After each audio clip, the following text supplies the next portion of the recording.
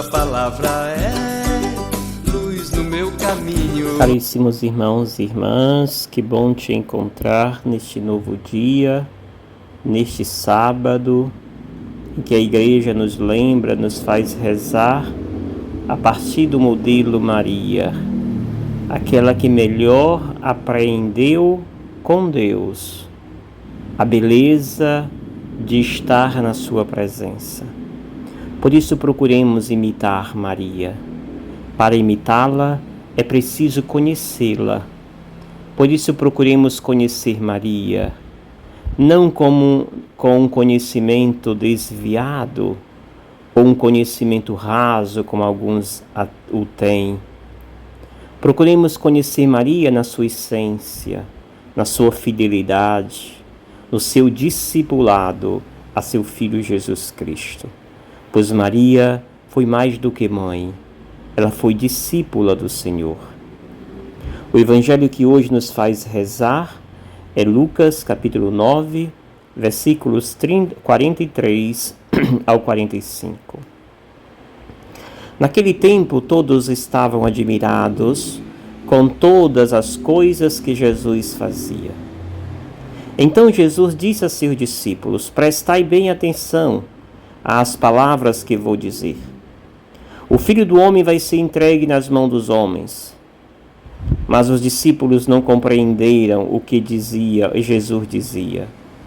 O sentido lhes ficava escondido, de modo que não podiam entender. E eles tinham medo de fazer perguntas sobre o assunto. Palavra da salvação. Glória a vós, Senhor. Duas coisas nos faz rezar esse texto, dentre tantas maravilhas.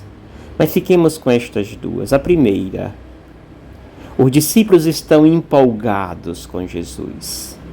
Empolgados com as maravilhas que Jesus apresentava, com os milagres que fazia, com as curas que realizava, com a multidão que seguia, confiante, os passos do Mestre. Tudo isto empoderava os discípulos do Senhor. Eles se sentiam como Jesus, pois eram amigo do Mestre, eram discípulo dele. Portanto, eu faço parte desse empolgamento. Nós fazemos parte desse poder demonstrado por Jesus. Os discípulos estão, portanto, encantados, mais do que admirados. É assim que eles se comportam. Pensando, esperávamos este Deus mesmo. Este Deus que viria para eliminar o mal, para destruir o mal e para dar vida de volta ao nosso povo. Só que eles entenderam este Deus no sentido fantasioso. Um Deus que não sofreria em nada, mas só venceria, na lógica humana. E aí, a segunda parte do texto vem cair por terra essa ideia primeira dos discípulos. Quando chama a atenção Jesus dizendo: prestai bem atenção às palavras que vou dizer. Jesus com certeza viu o encantamento dos seus discípulos. Aí ele diz: o Filho do Homem vai ser entregue nas mãos dos homens. O Filho do Homem vai ser entregue nas mãos dos homens. Está inserido nessa afirmativa de Jesus o fato de que ser entregue às mãos dos homens significava ser um perdedor.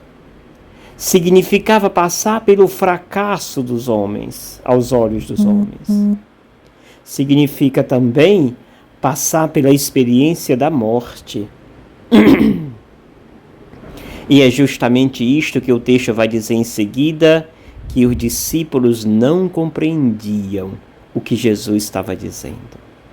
Não compreendiam e nem queriam compreender, pois estavam muito bem para colocar tema de morte ali, parece descabido. É o que pensavam os discípulos do Senhor. Se estamos tão bem, tão empolgados com Jesus, tão maravilhados com as maravilhas que ele apresenta, por que ele agora fala para nós de morte? É justamente proposital que Jesus vem falar, para que eles não se empolgassem demais, para que o encantamento não fosse fantasioso. E a vitória que Jesus veio promover é diferente da vitória que eles conheciam até agora.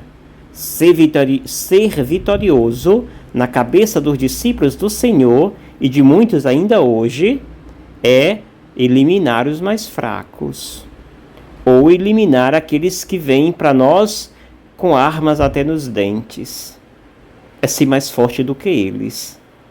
Enquanto isto é ser vitorioso para os discípulos do Senhor, para Jesus ser vitorioso significa se entregar às mãos daqueles que dizem poderosos. Significa ser morto por aqueles que se dizem poderosos. Mas a vitória de Jesus está escondida aos olhos desses poderosos. A vitória de Jesus é estar justamente ao entregar-se na cruz, justamente ao passar-se pela experiência da morte. É nessas duas experiências que Jesus revela a sua vitória. É claro que se os poderosos conheciam vitória somente no ato de destruir aqueles que vinham ao seu encontro, os mais fracos ou aqueles que diziam forte, mas que eu com minhas armas os derrotava, é claro que isso parece um escândalo também para os discípulos de Jesus. Por isso que eles tinham medo de fazer pergunta, pois não queriam se envolver com este assunto. Amados irmãos e irmãs, nós muitas vezes também nos comportamos como discípulos aqui nesse Evangelho. Queremos um Jesus da glória. Queremos um Jesus que não passa por sofrimento e nem permite que passemos. Queremos um Jesus que não passe pela morte e nem deixe que nós venhamos a passar. Queremos um Jesus livre da morte, livre da cruz, um Jesus da glória. Esse Jesus simplesmente não existe. Procuremos outra coisa, porque esse tipo de Jesus não existe na Bíblia. O Jesus que nos é apresentado e hoje com muita evidência é o Jesus que passará sim pela cruz, que passará sim pela morte. E é nestes atos que sim, ele manifestará sua vitória. Recorremos a este Jesus e peçamos a ele a graça para acolher bem e aceitarmos as cruzes em nossa vida e todo o processo que é inerente a este ato. Que ele nos dê força, sabedoria para acolher cada acontecimento, especialmente doloroso, que passamos em nossa caminhada, em nossa existência. Que o Senhor te abençoe, em nome do Pai, do Filho e do Espírito Santo. Amém. Gratidão. Obrigado, Senhor,